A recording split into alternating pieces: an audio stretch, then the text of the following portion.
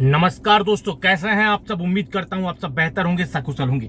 दोस्तों, हमारे एक मित्र हैं सौरभ पांडे के नाम से, जिनकी आईडी है भाई हमसे कहते हैं कि सर मेरे पास भी फोन आया था दिल्ली क्राइम से, द्वारका थाना से, और वो मुझे कहते हैं कि बेटा चिंता मत करो, प्लीज बताए हमें क्या करना है।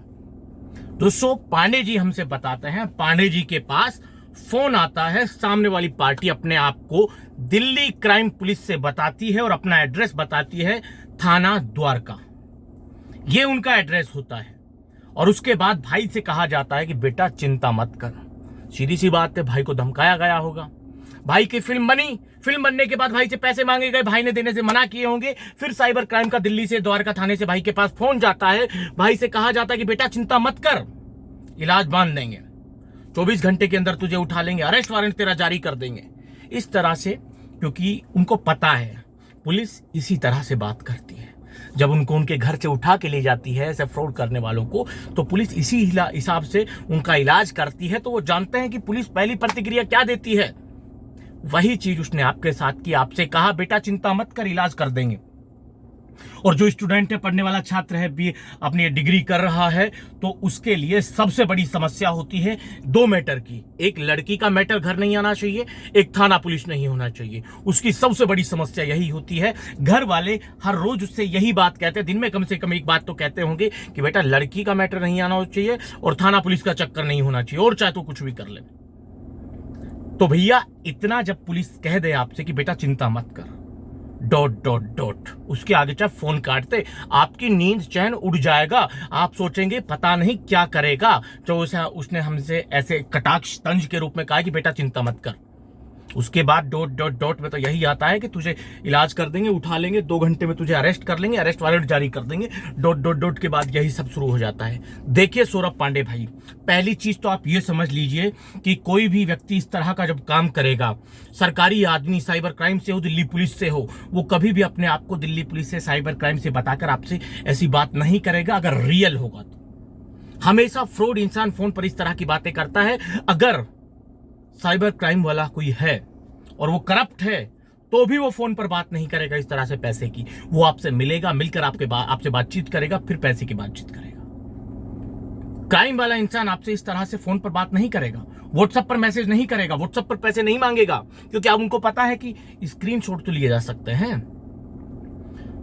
तो इतनी समझ उनको होती है, तो इतनी बड़ी हरकत वो कर ही नहीं सकते। तो सौरभ पांडे भाई, ऐसी स्थिति में आपको क्या करना है, बल्कि बिना डरे आपको उनसे 1-2 क्रॉस क्वेश्चन करने हैं। जैसे ही आप उल्टा सवाल करेंगे, वो तमतमाएंगे, उनकी पोल पट्टी स्वतः खुल जाएगी और वो आपका पीछा छोड़ेंगे, निश्चित छोड़ेंगे। दुनिया की कोई ताकत नहीं रोक सकती। दिक्कत यह है कि हम उनके सामने इतने सरेंडर हो जाते हैं, झुक जाते हैं, भैया ये लो हमारी गर्दन काट दीजिए, ऐसे फैला के पड़ जाते हैं, आइए मार लीजिए। तो इतनी हिम्मत गुदा रखिए कि आप सवाल कर सकें।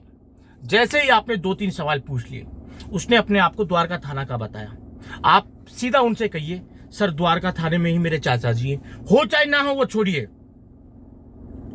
ठीक है, सीधा कहिए, सर द्वारका थाने में ही मेरे चाचा हैं, द्वारका थाने में मेरे मामा हैं, द्वारका थाने में मेरे बड़े भाई हैं, मैं आपको उनके नंबर देता हूं, उनसे बात कर लीजिए, या फिर अपना नाम और बैच नंबर बता दीजिए, हम बात कर लें। सबसे पहले तो उनसे आप लोकेशन मांग लीजिए कि अगर तू वास्तव में द्वारका थाने से बोल रहा है तो अपनी लाइव लोकेशन हमारे पास भेज दे। लाइव लोकेशन गूगल मैप से आनी चाहिए, एप्लीकेशन से नहीं, वो चेंज हो जाती है। आप उनसे सीधा कहिए, भाई लाइव लोकेशन हमारे पास भेज दीजिए, हम यकीन कर लेंगे आपके पास। और दूसरी चीज आप उनसे कहिए, सर आपने कहा चिंता मत कीजिए, अरे सर आप हैं तो आपके रहते हुए हम कैसी चिंता कर सकते हैं। उल्टा उसी पर आप डाल दीजिए कि सर चिंता हमें नहीं है, हमारे मामा है पुलिस में, आप ही के थाने में है, कोई दिक्कत नहीं है हमको। देखिए, सच उससे बोला जाता है जो सच बोल रहा हो। जो सामने से झूठ बोल रहा है, आप उससे डबल झूठ बोलिए। आप उससे कहिए, सर सीओ है मेरे मामा द्वारका पुलिस में, द्वारका थाने में पोस्टिंग है उनकी। और फिर किसी भी अपने दोस्त की बात करवा दीजिए उनसे कि ये उनका नंबर है, उनसे बात कर लीजिए, या फिर अपना नंबर, मैं अपने मामा को आपका नंबर दे देता हूं, वो आपसे बात कर लेगा। सीधा सटाक झूठ जैसे वो बोलते हैं वैसे ही आपको बोलना है। सच्चाई का देवता बनकर पूजोगे तो हमेशा लूटे जाओगे। ठीक है, देखिए बात क्रोनोलॉजी को समझता है। क्रोनोलॉजी ये है कि सामने वाला अपने आप को मतलब कि दिल्ली क्राइम से बता रहा है, द्वारका थाने से, ठीक है, और आपसे फोन पर बात कर रहा है। तो पहली चीज तो आपको ये क्लियर होनी चाहिए, आप अपराधी नहीं हैं। अगर आप स्वयं को ही अपराधी मान बैठे हैं तो आप तो भैया डरोगे, और कोई भी आके एरा गहरा डट्टू कर आपको डराएगा, डरा के पैसा ले जाएगा। पहली चीज, आपने कोई गलती नहीं की, ये आपको पता होना चाहिए, क्योंकि फोन आपका, आपके पास वीडियो कॉल आया, आपने किया नहीं, आपने उठाया, उसके बाद हुआ जो कुछ भी हुआ। तो गलती आपकी कतई नहीं है, सिर्फ आपने थोड़ी सी हिम्मत करके सामने वाले से एक दो सवाल पूछ लेने हैं जो मैंने आपको बताए। उसका जवाब देने की बजाय वो झल्ला जाएगा, आपका पीछा छोड़ के चला जाएगा। सच्चाई भी यही है। द्वारका थाने से, किसी भी थाने से कोई पुलिस वाला, कोई साइबर क्राइम वाला किसी भी तरह के फ्रॉड में डायरेक्ट पैसे आपसे इस तरह से नहीं मांग सकता, ना ही आपके पास फोन कर सकता।